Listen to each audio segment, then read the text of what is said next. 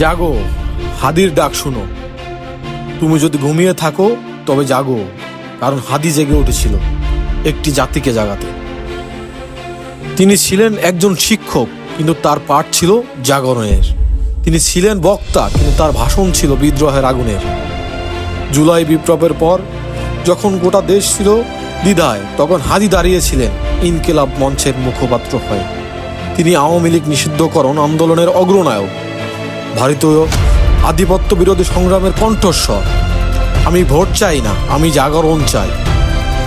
হাদি ছিলেন না একজন মানুষ, তিনি ছিলেন এক আন্দোলন, এক চেতনা, এক জাগরণ।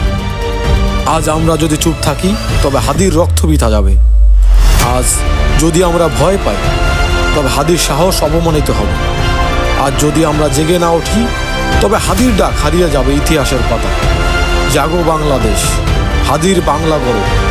জাগো তরুণ, হাদির মতো বলো আমি ভয় পাই না। বলো তরুণ, বলো আমি ভয় পাই না, আমি মৃত্যুকে ভয় পাই না। আমি হাদি আসি, আমি হাদি বাংলায় থাকবো।